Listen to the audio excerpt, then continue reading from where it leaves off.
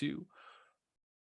Welcome back, Alchemists. This is mission 18. 18 is more than halfway through this challenge, and it is powerful. It is going to encourage you to do something that we started yesterday. Yesterday, we gave you the mission to create a local meetup that is niched. Who here knows that that is extremely, extremely important, to create a local meetup that is extremely niche so people will search? Excellent. So for everybody who's done it already, great job. For everybody who is a little nervous on doing it, I'm going to try to pull out some of that nervousness today with mission 18, which is getting a venue for your meetup. We're going to give you some details on how to get the venue, because I know a lot of the reason that people stopped going and doing meetups is they just don't know where to do it. Hence, care if that was one of your concerns. I don't have a place to meet everybody. Awesome. Excellent. So today we're going to deep dive in getting the place. So today's mission, if you choose to accept it, is to acquire your venue. You're going to be making some text messages. You're going to make some phone calls to venues or friends, people who you know already own them. There are 8 steps to finding a good venue for your meetup. The first step is you must get to know the area. The second step is ask other organizers. Ask other people who are already organizing events. Third step, ask your community. Ask the people in your network, in your community, in your tribe. If you've already got some people following you, thinking about what you're doing, ask them. 4, visit the space. You must go out and visit the space. Dorina is fantastic at this. I wish I could convince her to teach this training for you guys, because she does all of our live venues. She does all of our live networking events. She flies out and she'll take a look at the space just because she needs to know what's going to happen there. Hands camera, we're making sense here. This makes sense. Awesome. You got to know like where the stage is going to be, where people are going to sit, or how people are going to network. Number 5, approach the venue owner.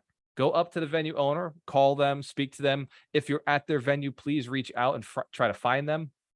Number 6, you've got to know capacity. You've got to know the capacity of the venue itself. Like, how many people can it fit? 100 Millionaire Summit right now, our capacity, I was told, I was originally told it was 1,000 people. Then I was told it was 900 people. Now I was told it was 850 people.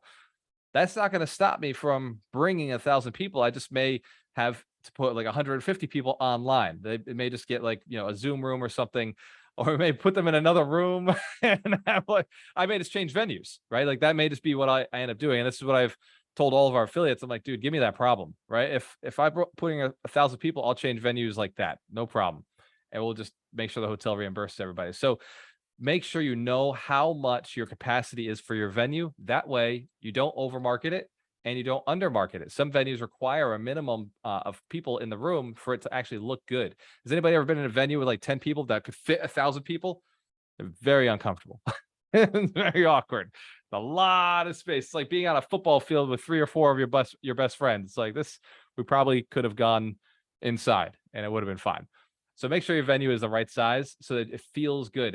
If you're in a venue that fits, let's say 40, 50 people, you don't want to bring more than 30 people, because then that venue starts feeling really tight. Hence, care if that makes sense. And if the venue fits 100 people, you don't want to bring just 30. Go to a smaller venue, because then it feels better, right? The venue will start feeling a little bit more like it makes sense, more cozy. You don't want the venue to be too big. Number 7, covering costs. Make sure, and this is my suggestion, make sure it doesn't cost you anything. Make sure everything is paid for by somebody else so that you can do many events. You want to do as many of these as possible. You want them to be as stress-free for yourself as possible. Make sure that your only responsibility once it's set up is call the venue, let them know what time it is, and then let your community know what time it is. And then everybody shows up. Hands camera for recognize. We want all expenses covered by everybody else. So if you have sponsors and you want to provide, if you want to provide drinks or food, bring in a sponsor to pay for drinks and food. If you want to have a bigger venue, make sure the venue has a reason to have you there. Make sure that your room is buying food or buying drinks. This way the venue is benefiting from you being in their space. Hence, care if that makes sense. You don't have to pay for doing these events. Number 8, change and evolve. Continuously ask other people what's doing well. Continually look for other venue owners or event planners or speakers. Go to different events constantly, like learning and growing so that you can change and evolve. Wait till you see the 100 Millionaire Summit. I've been going to other people's events this year. I've seen some done terribly, and I was like, well, we beat that. And I've seen some that have made me level up and get to that next level and say, I've got to get my sound guys to be able to do this. I got to get my video guys to be able to do this. I got to get the coaches to be able to teach something like that. And so my events are constantly leveling up. Hence, care if you see my events level up over the years. If you've been to some of the original ones, some of the stuff you're going to now is a lot more fun, a lot more engaging. The idea is your event should get people excited. Now, we're going to go through some questions, some common good traits first, and then some questions on how to get this event to be a maximum event that brings you a ton of money. Hands to camera if you want to make a lot of money using live events to build deep relationships with people who have money. One more time, hands up there. Oh man, this is why we get along. We are in the right room. I feel the same way. I want to hang with my friends. I want to talk about buying real estate or buying businesses, building businesses. I want to talk about making money, and I want to go out and I want to work with more and more people who are doing that. Here's how you do it. You got to get some common traits in your event. Attendees, like here's things that are required. Attendees must easily be able to find the event without getting lost. Who's been to one of those things where it's like, the GPS does not know how to get there? Test that, please. Use the GPS to get to the venue to make sure that it doesn't bring them out into the middle of the woods, that you're not on the wrong side of the highway.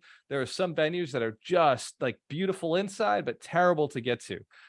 Number two, make sure the atmosphere feels comfortable and safe for attendees. You want it to be big enough for the room, but you don't want to be too big where everybody feels like they're separated or too far apart. But you also don't want to be so small where everybody feels a little bit tight. Remember, COVID was, a year ago, and there's always these scares. So make sure that people do have a little bit more space. I think humans now require just a little more space than they used to. Handscam, if you've noticed that also, like, even though, we're not wearing masks, we're still just like, we're not, maybe not as tight as we used to do it. So make sure your venue feels comfortable. All attendees, including those with disabilities, can access the space. It's very important that your venue doesn't have stairs. So make sure that your venue doesn't have stairs. We've done it a few times, especially when we're in Boston. We don't get much of a choice because a lot of the venues we'll use are in basements or they're up on the second floor. But if you're in a city outside of a major city, you generally have the choice to get something with either an elevator or on first level. It's not a 100% requirement, but I will tell you it could be a turnoff. So try your very best to make sure that you people with disabilities can get in there. Well, there's just many numbers. Make sure restrooms are available for any event over 30 minutes. This is key for all the right reasons, especially if you're speaking and selling something from stage.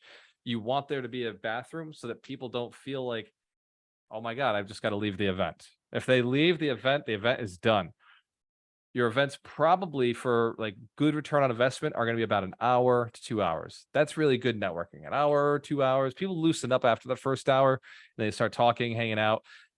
Usually events start around 6 o'clock, 7 o'clock. If you're in a major city, 7 o'clock is a better time to start because traffic driving into the city is going to be difficult for people.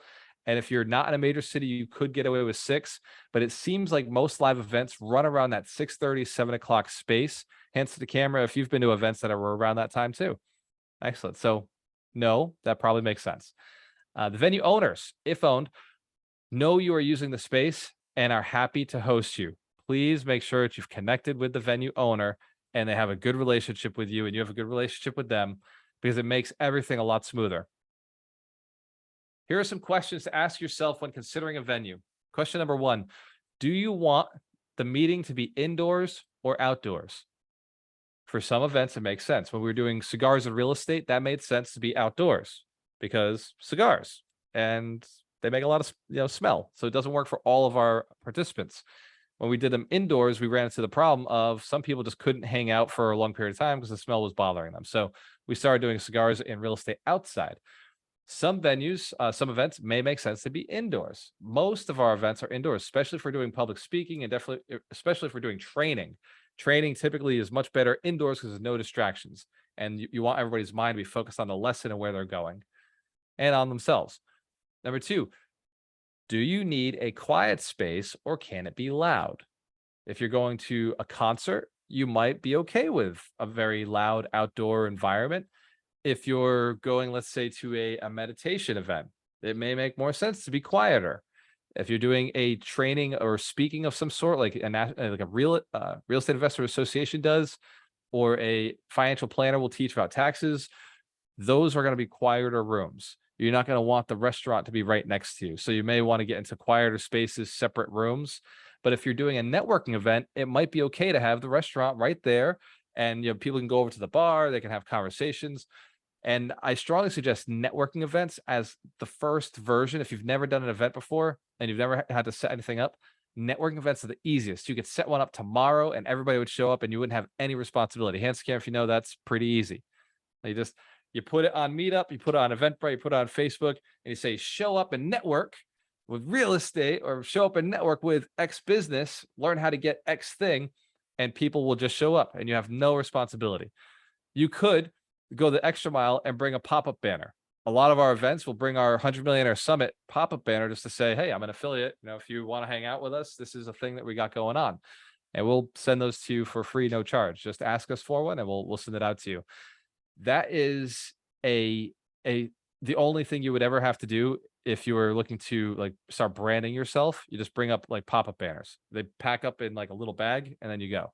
Networking events are fantastic if you don't have like speakers, you don't have a speaking ability. So keep it simple for yourself in the beginning. Another question to ask: are food and drinks available either to be purchased or brought into the venue? Is it BYOB?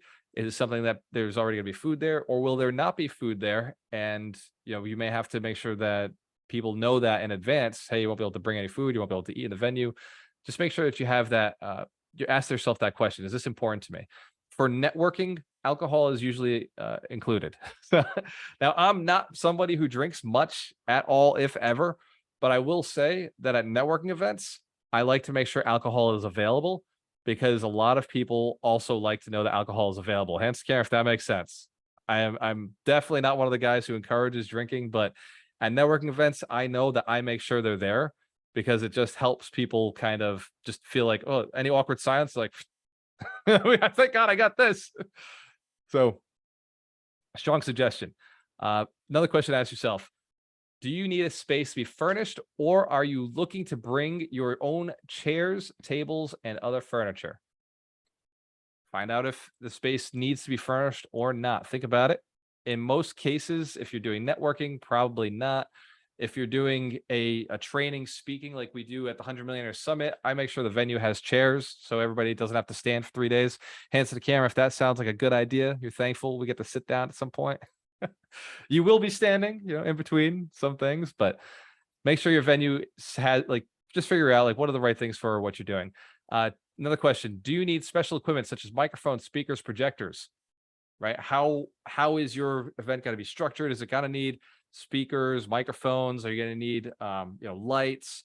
For us at the summit, I need all of it. I need everything. I'm like, bring the fireworks. How much can I do inside in the building? Can I get away with it? So we do a lot of planning. In fact, we got speakers on speakers. We've got lights on lights, lights in the front, lights in the back. We get a big rack with cages. We get the stage. So we have a lot of things that we bring to these events. But your event may just need to have, like I said, a bar. So keep it simple until you're able to visualize what your next step is, what it might be. You take one of Doug's trainings, you learn how to do public speaking. You may take your networking event that is just networking and getting together, and you may have 15 minutes where you say, hey guys, everybody pay attention, and everybody turns towards you and you do a little presentation, maybe with a PowerPoint. So maybe you want a projector, a screen. So especially if you're looking to raise capital or do deals, you may want to start using projectors. You may want to start using PowerPoints to let people know they can see numbers up on the screen. Hands to camera if that's a good tip. That's good to know. You don't have to start that way, but that is a good place to be able to lead yourself to. A lot of venues, like Doreena's venue, when she was doing multifamily network, by the way, right? Write this down. Multifamily network, real estate investors, multifamily network, Boston. That was the name of the event that she used to run. And she's still, kind of grandfathered as one of the people who runs it. Real estate investors, multifamily network in Boston. No, Boston Real Estate Investors Multifamily Network. That's the name of it. So that event was just a networking event, but they had TVs on the walls. And so whenever a person had a speech or a presentation, they would just plug in their computer into that TV. So they didn't have a projector. They just had the TV up on the wall and they were able to show off their slides. So a lot of venues will have that. So different ways to think outside the box there. Then they had a microphone as well. And then another question: do you need a secure storage space? For the 100 Millionaire Summit, I take an entire room because I have a changing room. I have $1 million. I have a lot of things that I need off to the side so that the main room, like the big, like we call it like the showroom where like the party is going. I still have another room with me and the coaches can kind of mastermind, like be thinking like, prepping each other. Like, so we have our separate room, we call it the green room, right? That back room and then the main room. So some of your events, you may, if they get really big, you may need a separate room for storing equipment, for, kind of prepping yourself, depends on what you got going on. Hence care, if this is all making sense, like in the beginning, you probably don't need anything, just a networking event. Everybody shows up. I'm telling you, you could do this in 3 to 5 days. You could literally just text a whole bunch of people today to be like, hey, we're doing a network event next week. You down? And you will get a bunch of people who show up. You'll get a bunch of yeses, and they will not expect anything from you other than a high five. And by the way, take selfies. I made a post today where it was about the shaka. I was just explaining like where shaka came from, like what it is. It means it's a greeting. It's just the way to say, life is great. Peace be with you. Like I see you, I recognize you. Carry on, like have a great day. And I do that in every single picture that I've ever taken for the last 5 years, because it's unique, it's different, but it's also peaceful. And it's also like got kind of an abundance kind of mindset to it. Take selfies at your events and encourage people to take selfies at your events, because then it's going to promote that event for next week or next month. These networking events, I strongly encourage you to do it weekly. It doesn't have to be yours weekly, but you should be jumping to other people's weekly. Learn what they're doing, see what they're doing. And then once a month you hit yours, and they start noticing yours is getting better and better and better. Does that make sense? You'll bring people from those other ones. Yours will get better, more fun. And then eventually you can start doing maybe 2 a week, those little networking events. But at that networking event, you start moving them towards your big monthly event. Or in our case, we go through our annual event. This is the 100 Millionaire Summit. We start driving everybody to one event towards the end of the year. We do all of our weekly calls. We build rapport, we build trust, we build skills, we build relationships, we build deals happening. And then at the end of the year, we say, okay, let's all get together in person at the 100 Millionaire Summit and let's high five. Let's take selfies. Let's do this.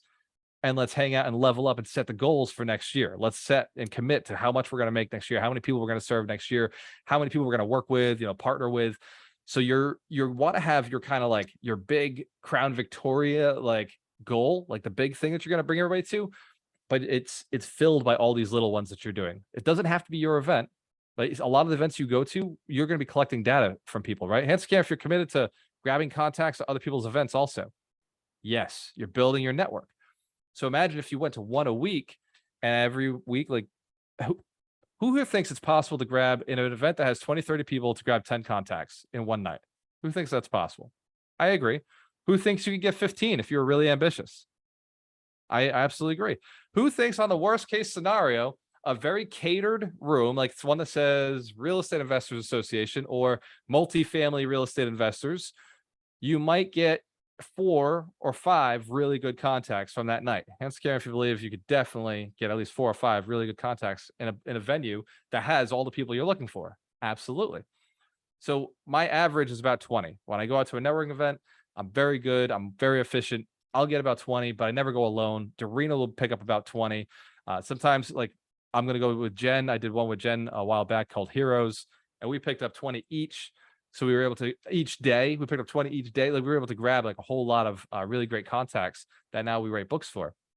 So that is a process, a system that you can implement into your life. Just one live meetup a week, and leverage that meetup into your database. Because once it's in there, well, now you can have a conversation with them. Hence, Karen, if this mission makes a lot of sense, it does. You may want to go check out somebody else's networking event before scheduling your own. If that's a confidence thing, go ahead and do that. But mission 18 will not self-destruct. Your business might if you don't take action on it. Cheers to your success. I'll see you on the next one.